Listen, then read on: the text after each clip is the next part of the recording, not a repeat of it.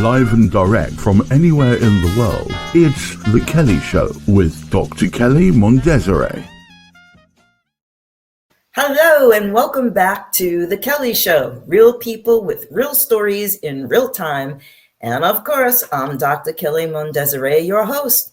And welcome back to the month of the Irish invasion. It's March. And if you missed it yesterday, you can do it all over again today. Be Irish and celebrate once again the month of March and St. Patrick's Day.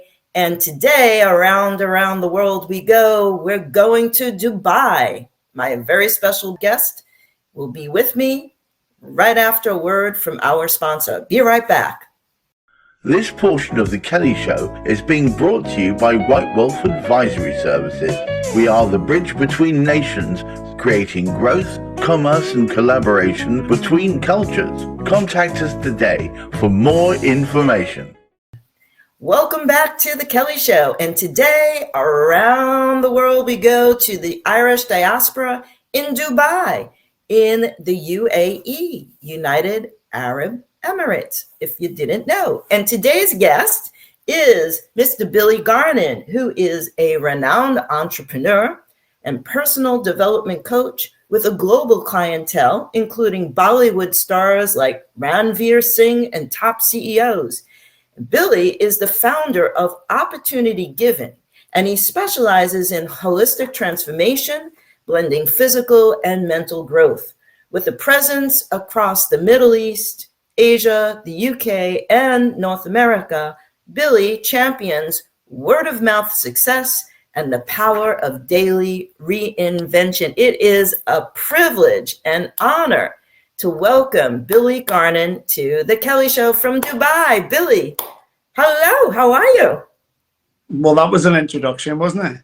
Yeah, well, I had to read it because I wanted to get everything that you've done to our audience. And Billy, thank you for joining us. I know you're 9 hours ahead of me, 5 hours or 4 hours ahead of Gareth. And so we appreciate you giving us your time today. So let's start out with, where are you from and where exactly in Dubai are you now? Do tell.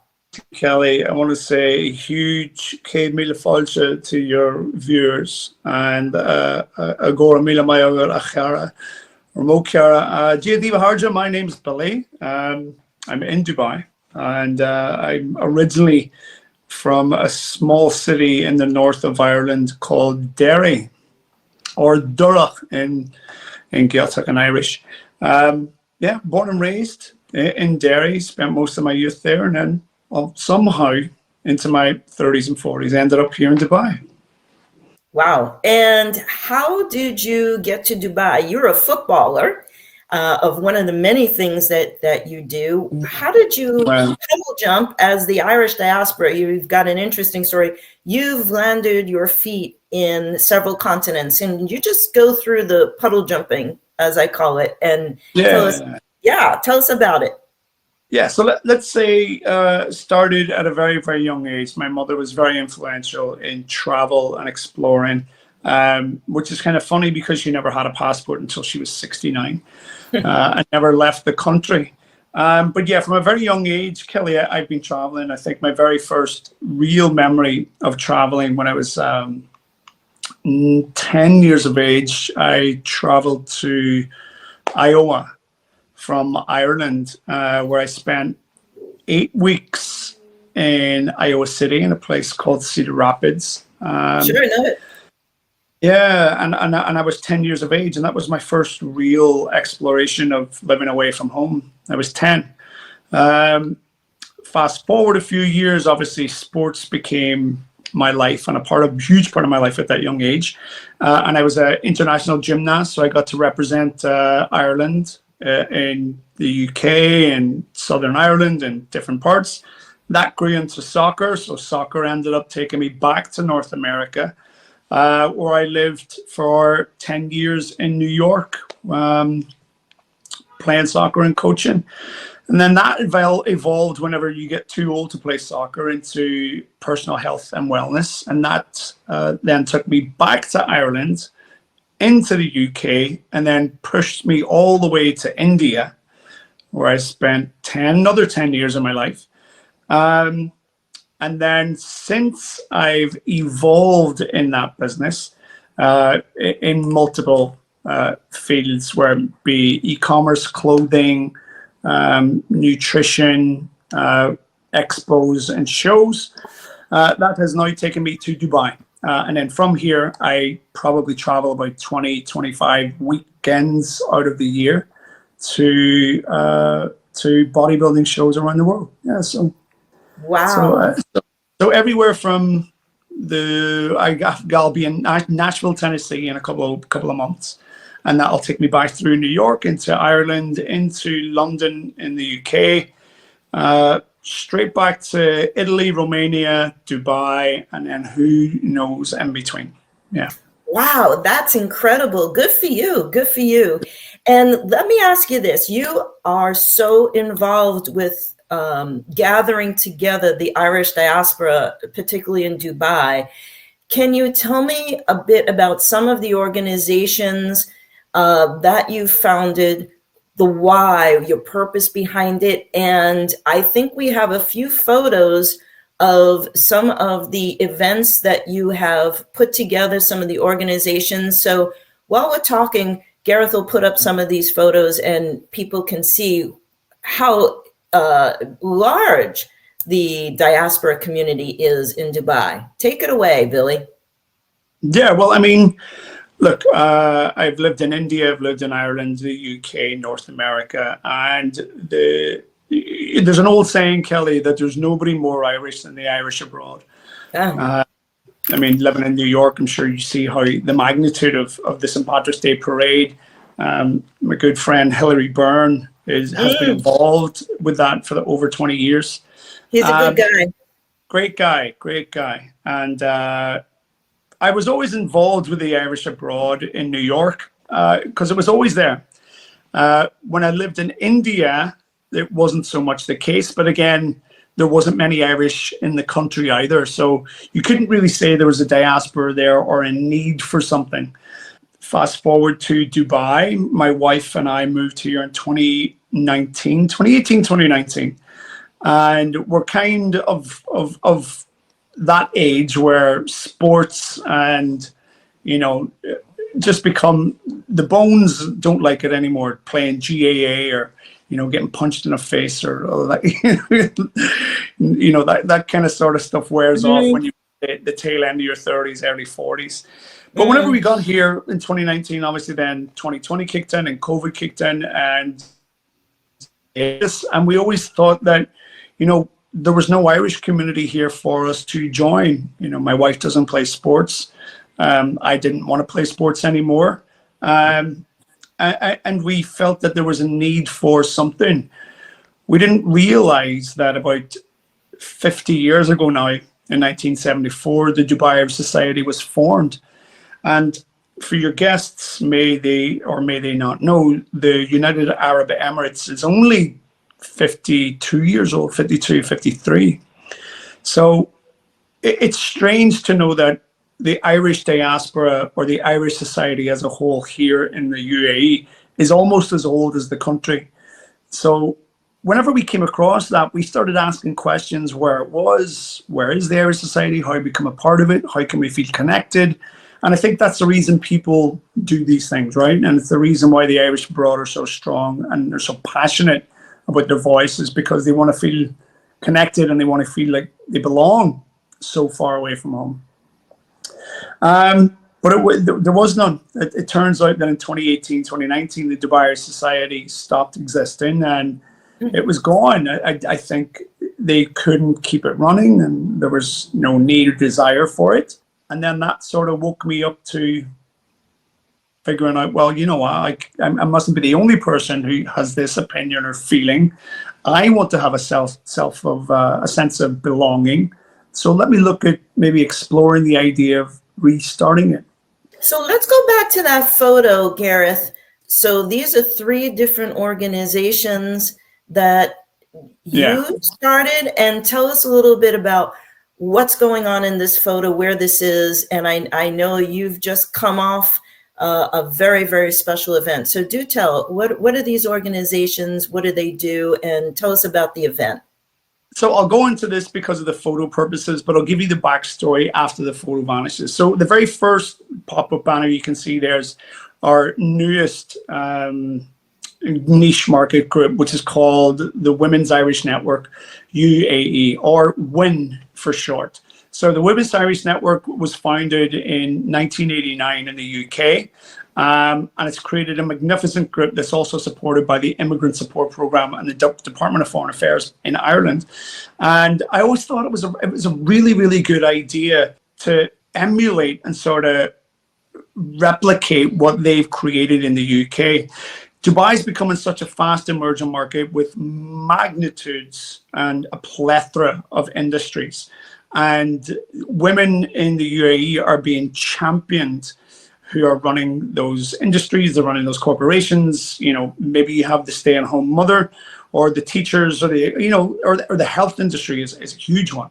And a lot of those women are Irish, and there's a great wealth of networks, but there was no Irish network. No, we have a Dubai Irish Mums Network, but the idea of that is you have to be a mum. But so what about the ladies who aren't mums yet?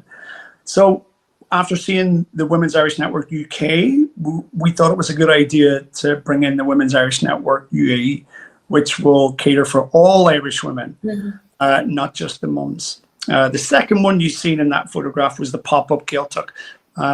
If there's any Irish viewers here, they'll know exactly what a pop-up Gaeltacht is where Irish fluent speakers go to meet and talk us Gaeilge, a couple of focal or a few words in Irish, just to sort of connect to home again. So we do that monthly. And then the last pop-up you've seen is another new group, which was launched February 22nd, called 732 Dubai Arts and Film, which is our newest exploration into artistic movement and culture, all based around Ireland and its artists. May it be music, film, art exhibits. That's where that came from. We did an exhibit last year in October called The Spirit of Ireland. 16 artists were showcased from poetry, storytelling, music, and sculpture, and obviously art, so maybe photography or painting. And that grew into us creating this group called 732.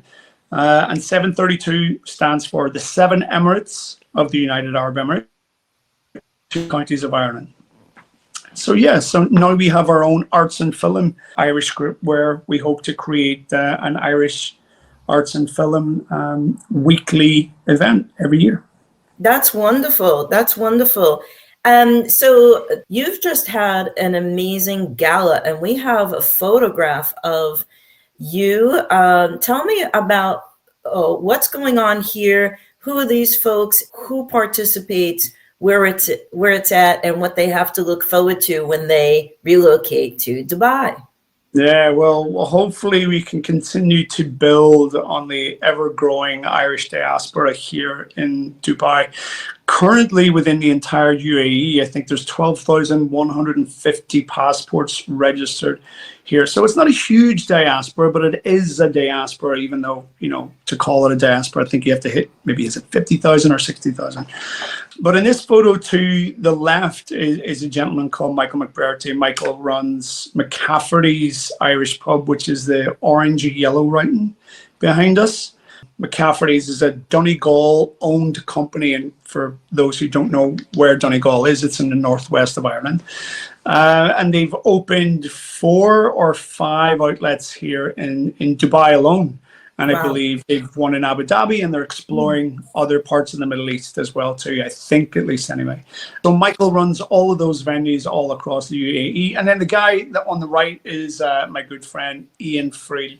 Ian runs Visual Edge, which is based in Strabane, in Northern Ireland, which is also beside Derry. And Ian does all our signage and our back end and our graphics there. So Ian flew in for the weekend. He landed on Thursday. The event was on Saturday, and he just left on Monday. The event right here was the 2025 St. Patrick's National Day Gala. And you're probably wondering, either, first of all, the two ladies in the middle are known as Rose of Tralee. So again, for more Irish culture and heritage, the Rose of Tralee is a very, very long-standing pageant where ladies from all around the world go to Tralee in Ireland to compete to become the Rose of Tralee. And the girl to the left is the Dubai Rose, Ciara, and then the girl on the right is Brona, and she's the Wexford Rose. And then we have obviously our distinguished guests in and among them as well too. And that's called the Waffy Amphitheatre, which is also run by Michael and McCafferty's. So yeah, it was on February 22nd. It was the St. Patrick's Day Gala, National Day Gala. And you might be wondering why you would hold the St. Patrick's Day Gala on February 22nd. But the UAE is coming into Ramadan. That's right. On February 28th. So to be respectful, to be respectful of the culture that we are in, and the nation within itself, you know, we pushed it forward to make sure that we didn't collide with being respectful towards Ramadan. I get it. I know many people are very curious about, is it easy or difficult to relocate to Dubai? And what I am told from my experience, it's not all that difficult. I do have many clients who are Irish who have been doing business in Dubai, and I have former patients when I was in private practice who had played leading roles in major organizations in Dubai. But give us some insight of what the pathway would be to relocate to Dubai as an Irish citizen. Is it easy? And for the ladies out there, let's reassure them that this is a very female-friendly environment in which to relocate. Yeah, well, I mean, to even have a secondary thought about how safe it is, I think it's been voted the safest place for females in the world. It's such a secure, well-run, well-organized city and country. I mean, we've launched the Women's Irish Network. I mean, so there should be, that in itself should be an idea of, all right, okay, you know, maybe if there is stories, although it's 2025, I would like to think that those stories are probably gone or at least being in the middle of being removed. But Dubai is such a forward-thinking city for being within the Middle East. I mean, just a few years ago, Kelly, we were obviously on the Middle East time frame. So for people, again, who may not know that, that means the working week starts on a Sunday. So Yes. Our normal working week would be Sunday, Monday, Tuesday, Wednesday, Thursday, and the weekend would be Friday, Saturday. But His Highness Sheikh Mohammed changed that a few years back so that the working week is now Monday to Friday. So he conformed his entire city's way of working to suit that of the rest of the world, or what would be typically known as the Western business world. We have female cab drivers who are now driving on the roads in government taxis. There shouldn't even be a question around how safe it is for females here. It's beyond safe. As far as the transition, though, that could be questioned as in your industry. Does your industry allow you to suit the UAE? You know, you can go to New York and you can probably fall on any industry in the world, but because we're in the Middle East, there's a lot of multi-nations here. I think there's 184 nationalities present in the city alone. And a lot of that is being taken up. I think 51% is Indian, which is, I think, number one. And then it goes through Pakistan, Sri Lanka, Bangladesh, the African nations, the Philippines. Filipinos take up a lot of service over here. And then you obviously have Western. You have North America, Canada, Russia and China are two big nations here as well too, along with South Africa, and then the Irish and the UK make up the rest of it. So it's a very multinational city, hugely diverse, fantastic for food and culture, amazing for events. It's a great, great city, but you would need to really do your due diligence and your research before even thinking about moving here, because it can be a little bit expensive. There's no natural health care, which Gareth would know in the UK is called the NHS, that you can look after. It's all private health care. Some of it gets paid for depending if you have an employer or an employee. And yeah, housing and cars and fuel and insurance and food and all that stuff can be quite expensive depending on where you are, where in the city you want to be. Yeah, but so if you do your research, do it. But it's a great, thriving city, to say the least.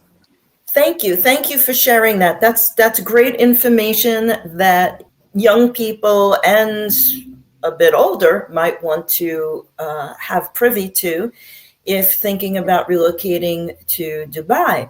Now, let me ask you this as a provocative question. I don't like that smile, Kelly. Huh? I'm dubious about that smile.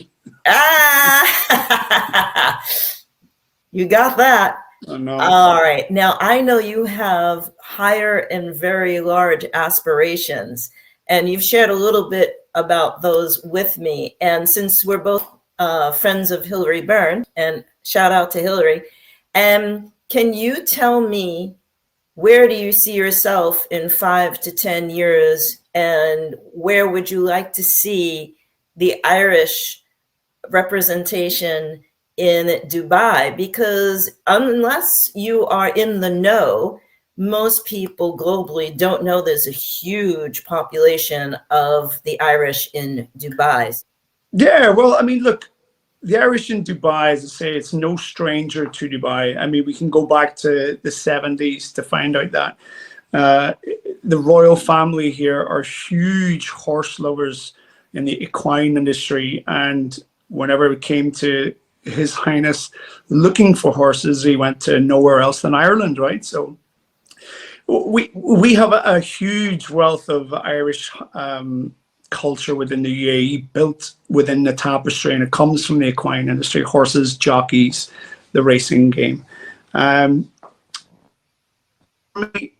Irish in Dubai needs to have its place within government entities. And what I mean by that is that it needs support from Ireland to know that we are here, and we do have a large population, and we do have an embassy in Abu Dhabi. However, we don't have a consul in Dubai, which is badly needed. My own experience from the Dubai Irish Society being reinvented and reinvigorated over the last 2 years is that there's a need for it, there's a want for it. I mean, we just spoke about the gala, which was the St. Patrick's Day on February 22nd. We had 267 paid guests. Wow. And we couldn't fit any more into the huge outdoor space, and we could have. But I would love the government to get involved. We have the New York Irish Centre in New York, which is heavily funded and sponsored as well too from the DFA back in Ireland. And then its own sponsors. We have the London Irish Centre, which again is a huge entity and drives so much positivity to the Irish diaspora in the UK. And then we can go through San Francisco, Chicago, Australia, Sydney, Melbourne, yada, yada, yada. We have a consul here in Atlanta, well, there Georgia. You go.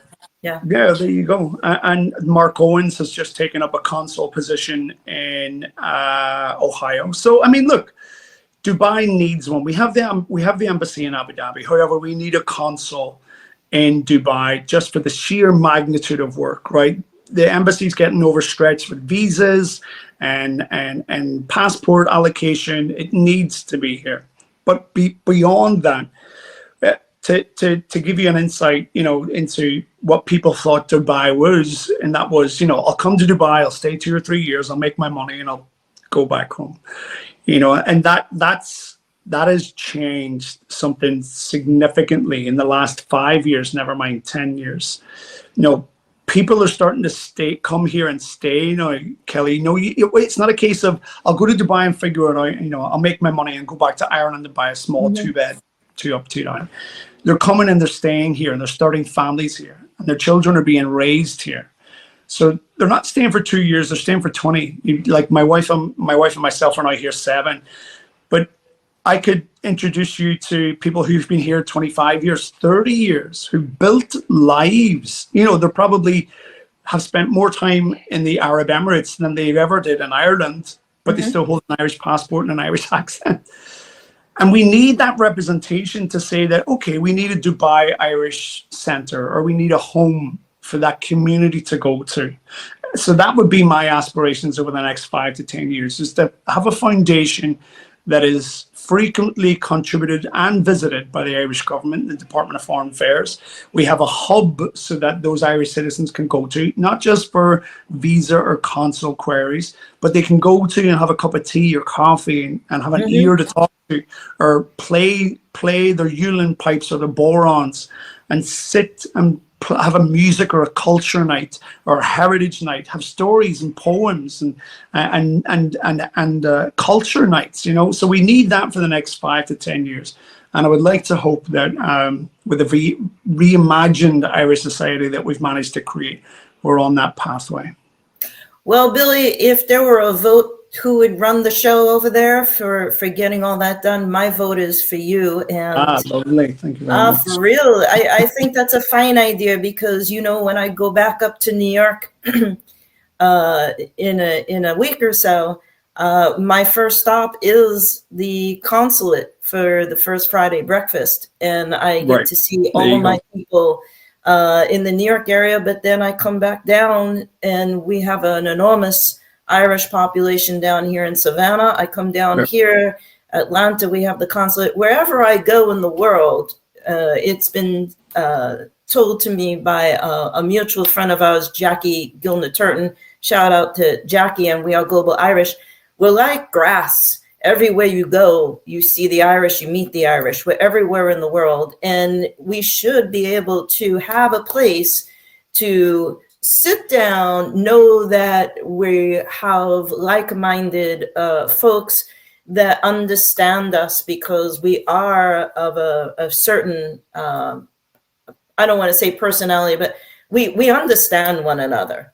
Very true, Kelly. Very true. We understand how we react. We understand how we were raised. There's a certain understanding. And when I first was involved with the Irish consulate and the Irish Business Organization up in New York, and I'm a half-breed. I always tell everybody I'm a half-breed, but I started to listen to how people were talking about relationships and how they reacted to certain stimuli. And I said, geez, I thought that was just the way I grew up. And everyone said, no, you're Irish. This is the way it is. And I was like, oh, I feel so much more comfortable now, because I began to understand myself much better. And very, very curious, very interesting. But we're going to be back with more from Billy Garnon, who's joining us today from Dubai, after a word from our sponsor. Be right back. This portion of the show is brought to you by Many Purple Hats, MPH, Vroom! Get noticed online. Stand out from the crowd. Differentiate yourself from all that white noise. Vroom! And welcome back from me and my special guest, Billy Garnon, who's talking to us today from Dubai. Billy, thank you for being with us today. We have a tradition on the Kelly Show. I ask all my guests, if you could name one person, place, thing, or experience that you are thankful or grateful for, who or what would it be? We have a beautiful photo here. Do tell, Billy. That's my, as Garrett says, I'm punching above here. That's my beautiful wife, Terry, or her full name is Marie-Therese.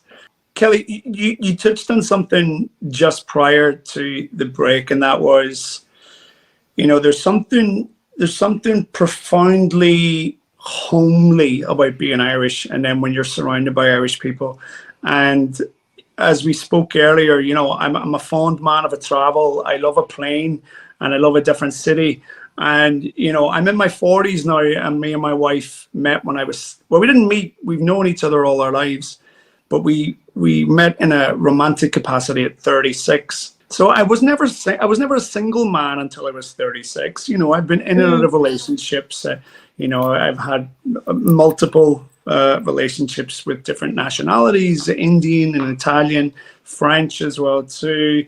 There's something really homely about the Irish. And I say it took me 36 years to find an Irish woman who could put up with me and my stories. And as you say earlier, she got it, Yeah, like you, I've dated the United Nations, but I'm still looking for I'm still looking for my Marlboro man. So anybody in Dubai, either you have to come. Tell them to send me a ticket, or I'll be on the next plane out. Just go ahead. I mean, we'll set up a night for you. But no, honestly, Terry has been great. Terry's my wife. We've known each other since we were 14. Met up again since when we were 36, and we're now married. Our eldest son is now working at Harvard Medical in Boston. Wow. And my stepson, he just graduated from my old school whenever I was playing soccer in Bridgeport, Connecticut. Oh, wow. So he went and did a scholarship there, went to Yale, did his master's, finished his master's, and now took his first full-time job in Harvard Medical. And then we obviously have our daughter, who's only 2 years of age, and she's running ragged there in the back. So look, there's no question, my wife has been a huge inspiration in allowing me the freedom to obviously work in my personal capacity, but really deep dive into a political, democratic, diplomatic Irish society that we can create not only for ourselves but for those who come behind us, and that's pretty much where I'm aiming to be. And then of course you have your family. My support network back home are great. Funny enough, I'm the only person in my entire family who lives outside the island of Ireland. But yeah, I've been very, very fortunate that the women in my life have been very, very strong and independent and supportive. So I'm very, very thankful for that. Well, thank you, Billy. That was great. And shout out to Terry. She's absolutely stunning. God bless. And I'm sure we'll run into each other live and in person one of these days, either here in North America, maybe back in the motherland, or I might just get on that plane and get to Dubai after all. So it's on the bucket list. But I want to thank you so very much. Let's keep in touch.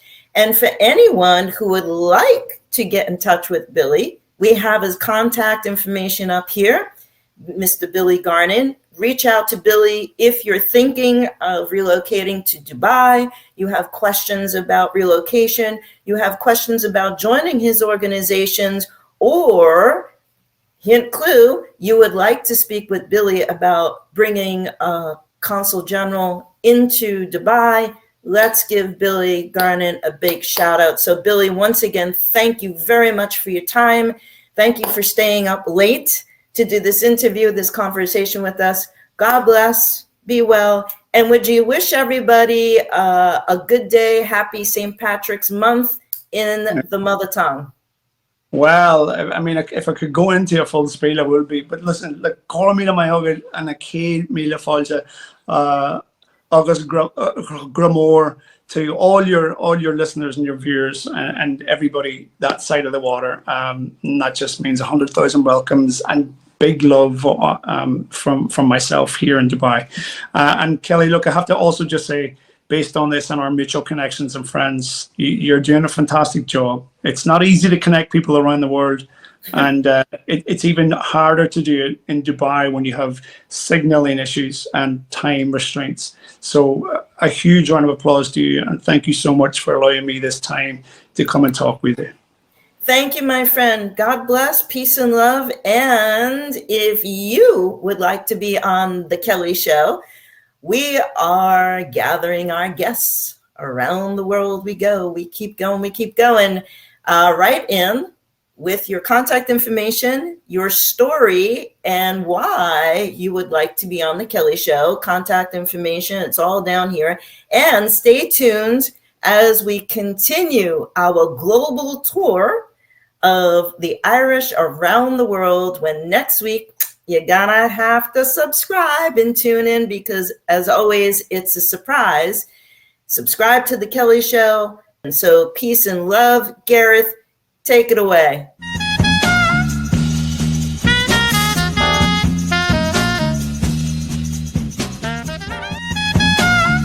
If you would like to be a guest on The Kelly Show, send us an email with your contact information, where in the world you are, and a brief description of the story you'd like to share today.